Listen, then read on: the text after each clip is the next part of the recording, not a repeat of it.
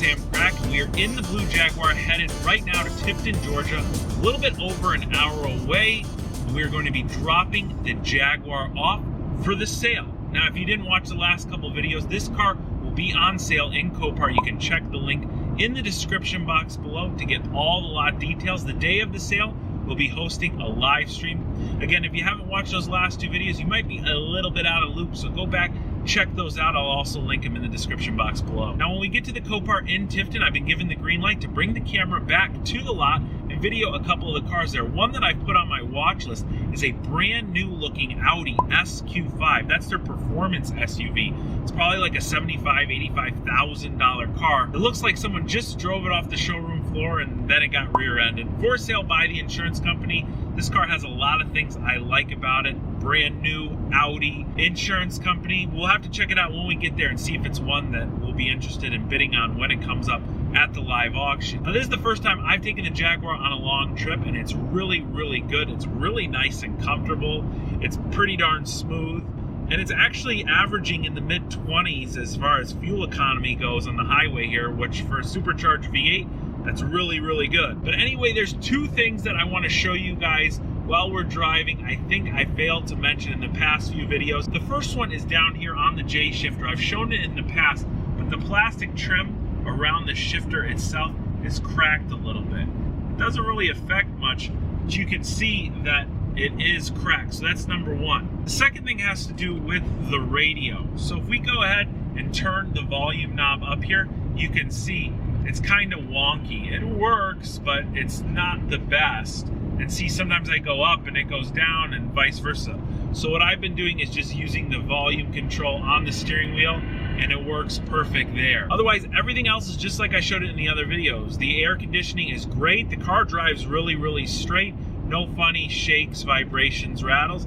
It is good to go. We're almost to Copart, and I'll check in with you when we get there. You're not gonna believe this. I spoke way too soon. Check this out. Stopped to use the bathroom at the Magnolia Plantation. It's like a gift shop. Turn the car on, all the power, no problem. Nothing. Look. Look.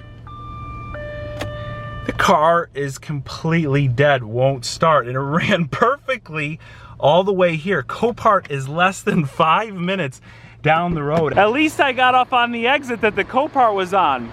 So I called the tow truck, and yeah, they'll be here in a few minutes, but the Jaguar is just completely not even cranking. So my guess is that the starter went out, which is really strange. And I guess I could crawl on the floor here and try and find it and tap it with something, but the tow truck said he's literally like 5 minutes down the street. I've never called a tow truck and had him come so quickly. Look, we'll try it again here. Nothing at all, nothing. Another problem I've had lately with cars is the battery and the key dying, and then it won't recognize the chip in it. Well, right here is a key, or a batteryless key, and this is the secondary valet key. And so this should turn things over, but look, that starter must be toast. Unless something electrical's bad with it, I have no clue. So now the price on the Jaguar just got lower, everybody. For the heck of it here, I'm gonna try a battery jumper box that I brought along with me, but I highly, highly doubt this will do nothing because the car's not even cranking. I don't think this is gonna do anything. The thing's not even cranking, so I'll see if I can start it. Otherwise, it's not gonna start. So you're taking it as a Copart? Yes. It doesn't look like a car that goes to Copart, right? I say no with a nice spot on all. No. Yeah, no, it's done. Not turned over. So yeah, going to Copart. Now since it doesn't start, now it's like the car that is meant to go to Copart, you know? Yeah. Yep. Yeah. No, I drove since this morning. I came from Florida, and everything. Nope. I mean, this car's never really had any major issues since I had it. I'm guessing the starter just went boom. You know.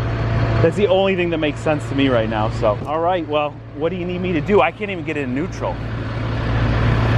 I got keys. We could try and... Yeah, let me get backed up and get hit and everything, and then okay. Okay, cool. No joke, the tow got here, and probably 10 minutes after I called it, he was headed to Copart. I liked his reaction, though. You're bringing this to Copart? That's great. Hey, maybe he'll bid on it. See, the car, it won't even let me go into gear with the, it won't let me go. So he's gonna have to work his magic. Oh, there we go, he got it to roll, he got it to roll. There must have been an emergency release somewhere.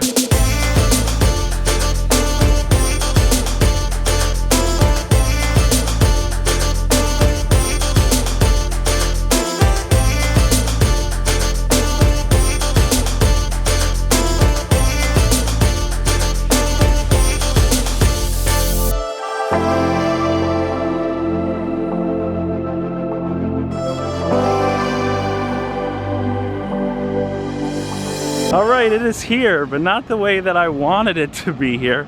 Here's a lot number for everyone at home. We're gonna go and give it one more shot. Oh, here we go. Hasn't been starting a little bit. Nothing, nothing. Power to everything. Wait, let's see, power to radio and everything. Yeah, power to everything. Power is everywhere. Stereo's playing a little something. That's unfortunate. Super, super unfortunate, because now this car will likely be listed as a non-runner, which means that I can expect to take an even bigger haircut on it. The problem is I don't have any tools with me, and it would probably be more expensive to go home, get the tools, and come back than it'd be worth. So we open up the trunk. You know, I put all the engine pieces in here that I took off. This really doesn't fit back without any sort of modification because the nitrous bottle is here, but it's disconnected. I just did that for safety reasons, even though there is no nitrous left in it. Otherwise, the car is like it was, and I mean, I drove it every day the last few days, so it's got to be something simple. I'm guessing starter. They dropped us off here in the up and coming section. You can see that we've got a Mustang here with pretty nasty front end damage. Let's see here, that frame rail doesn't look half bad though. Neither does this one. So this is one of those cars that could be deceiving. That fender's pretty much near perfect without the exception of that right there. Another little bend in the front corner. This is actually a decent Mustang if you're into V6 Mustangs. 82,000 miles, blown front bag.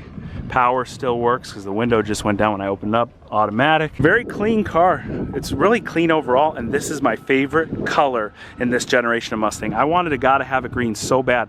I actually had a black one.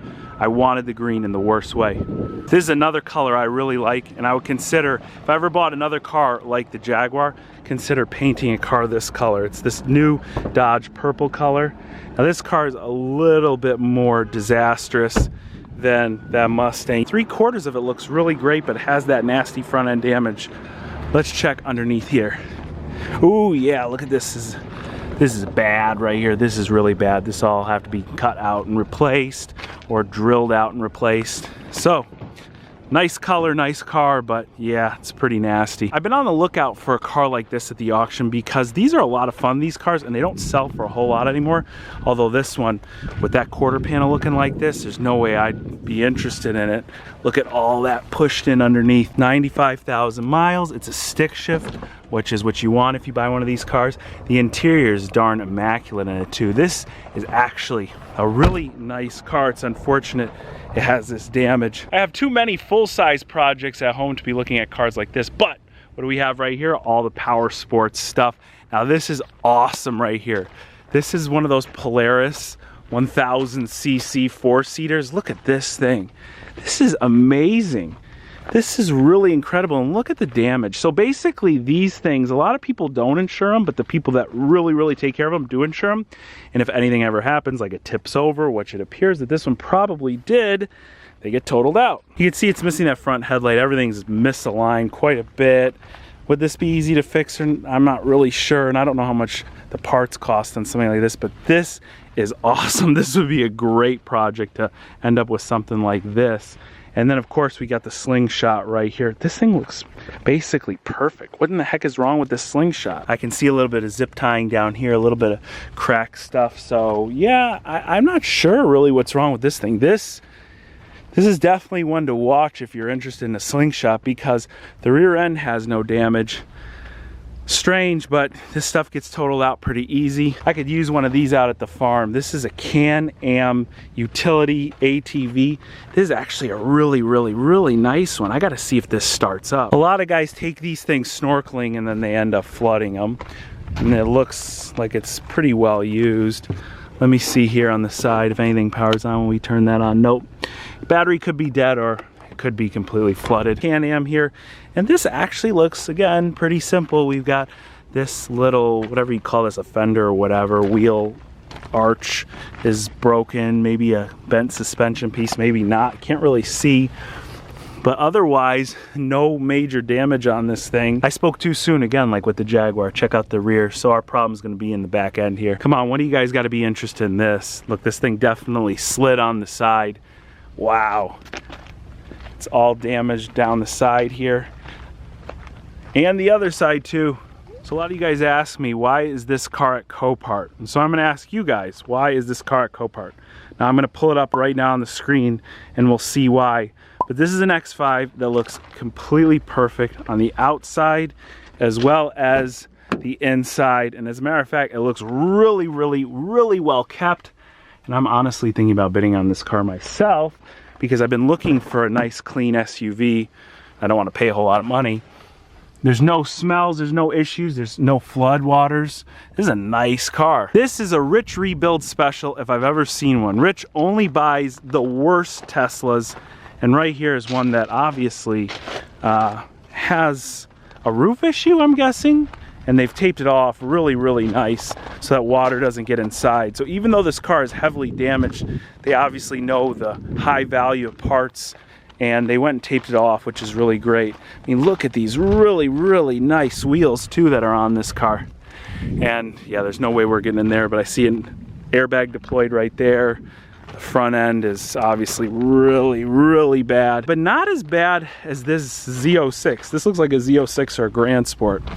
Look at this, oh my God. Check out the carbon ceramic brakes are sitting here. So somebody might buy this just to get these parts, but you'd be lucky if they're not all scratched up on the inside and worthless. Man, oh, it's really sad when you see something like this. This is really an amazing car and it's just absolutely destroyed except for really that rear fender and that wheel and brake. In the beginning of the video, I told you I was gonna look for an Audi SQ5 that was listed at this location and it looked absolutely brand new. Unfortunately, that car is not marked for sale yet. You can see it's a future sale as of the release of this video, and so it's not available for inspection quite yet. Check this one out. This is another strange car that appears to have no heavy damage. And we'll have to look. It's a 645 Ci.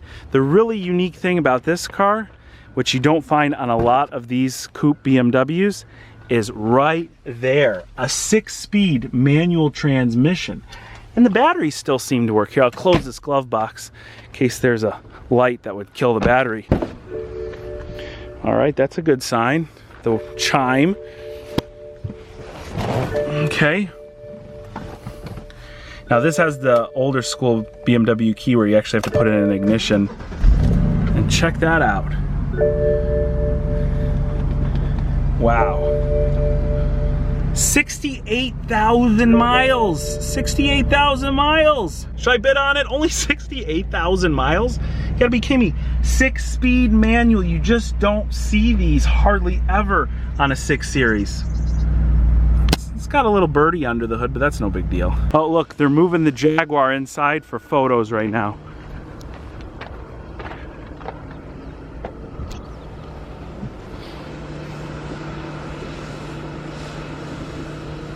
As much as I wanted you guys to see the Jaguar being moved in, this is a little bit more interesting. There's a motorcycle that they've got attached to the forks and they're lowering it down there. Never really thought about how they'd move a motorcycle that was inoperable, but there you go, now you know. Copart Tifton, I had a ton of fun. Thank you so much for letting me come and film. Weston, if you're watching this right now, we need to make this happen more often. We need to come out to more Copart locations and we need to film out here. This is the real deal. It shows you guys what these salvage auctions are all about. I saw a ton of great cars in here and I marked them down. and I will probably be buying at least one of the 3 vehicles that I saw today that I really like. But I might not have showed you all those 3 vehicles, so don't get any ideas. Goodbye, Jaguar. It'd been really nice if you would have started, because now the people at Copart have to take you around with one of these. And while that's what they're here for, you are capable of running on your own. Well, things didn't go quite to plan. I couldn't really have asked for it to go any smoother. That tow truck that picked the Jaguar up, he was on his way to pick up another car at Copart and was passing by us when I filed the request. So all he had to do was flip around, grab the Jag, and then go and pick up the car he was getting. I have tow coverage on my insurance, so it didn't cost me anything. Copart processed everything really simply, really easily. And shortly after I left there, I got an update that the car actually runs now. Well, I still have no clue what it was and would pinpoint it probably at the starter. I'm gonna wait to get a little bit more information from them, and then I will update you guys either in a future video or a community post. I wanna give a huge thanks to everyone that made this process so seamless, especially the tow truck driver and everyone at Tifton, Georgia Copart, and whoever you are that got the car running again, thank you very much. Now we can actually list the car as a run and drive. I was convinced that it would have been listed as a non-runner, and that would have definitely hurt the value of it. Now, that doesn't mean that there couldn't be some lingering issue like the starter or maybe a fuse or a relay. I personally don't believe it to be anything super severe, but definitely factor it in the price and let me know in the comments section below what you think the Jaguar will sell for. If you guys enjoyed me going in person to that Copart location and checking out some of the cool cars they had, be sure to hit that like button. I'll be able to send this video to the guys over at Copart and say, hey, the audience wants more of this, so make sure I have the ability to go out to more locations and check out their inventory. I found it to be a ton of fun. As always, if you have any questions for me, my contact information can be found in the description box below. Guys, thanks a whole lot for watching, and I will catch you very soon.